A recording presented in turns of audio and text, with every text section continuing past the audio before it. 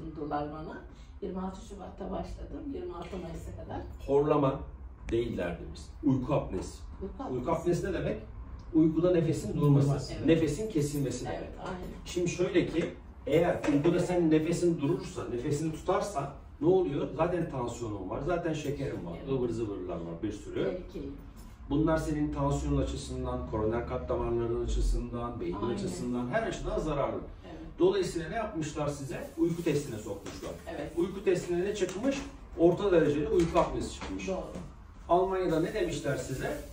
Eğer istersen biz sana CPAP cihazı vereceğiz. O cihazla uyuyacaksın. Aynen. O cihaz senin uyku apneni düzeltecek. Evet, yaklaşım doğru mu? Doğru yaklaşım. Nasıl bir cihaz vermişler?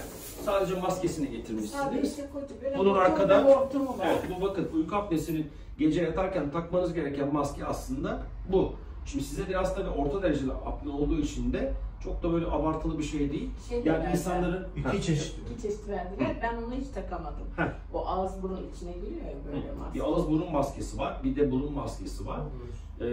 Buna göre alternatifleri deneyip CPAP cihazını kullanabilirsiniz. Şimdi bak anneciğim, senin muayeneni yaptım. Muayenende ne gördüm? Ne var? Burnunda pek bir sorun yok. Zaten burundaki sorun apneye neden olmaz. Evet. Ne var? Damak yapında biraz sarkma var. Bunlar tabii nasıl gençlik ve güzellikten buralar sarkıyorsa, yumuşak damağında da sarkma var. Tabii. Küçük dilinde de sarkma var. Bademciklerinde de sarkma var. Allah'tan dil kökün iyi. Benim önerim cihazı takıp hayatına devam etmekten yana. Bunu kendine inandırıp kullanırsan Kabul edersen. rahat edersin. Eğer cihazı kullanamazsanız alternatif cerrahi yapılabilir hasta grubundansın. Ama düşünsene, şimdi benim sizi 1,5 saatlik, 2 saatlik bir robotik cerrahi almam lazım. Bademciklerini, damağını, küçük dilini, dil kökünü tıraşlamam ve temizlemem lazım. Bu zor bir ameliyat senin Yok, açından. ben dizinden olamıyorum 10 yıl.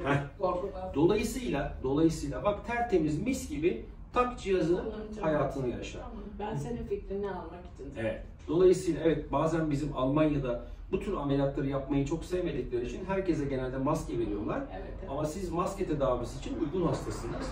O yüzden benim fikrim de maske kullanmanız. Şimdi 3 ay sonra zaten doktorum o bir kart var ya makinede. O karta göre ne kadar terapi iyi gelmiş, ne kadar Orada ona CPAP ayarlarına bakacaklar. yapacaklar. Evet. Bakacaklar. Ondan Evet. sonra eğer geçmediyse hala aynıysa 6 ay dedi önce.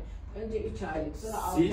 Siz bu kuralları harfiyen uyun. Uyguluyoruz. Çünkü Almanya'da o maskeyi kullanmazsan ve kullanamazsan hemen elinizden alıyorlar. Aynen. O yüzden de bence mümkün olduğunca kullanın ve tedavi. Yoksa zaten o maskeyi kullandığınız zaman sizin değerleriniz normale inecek.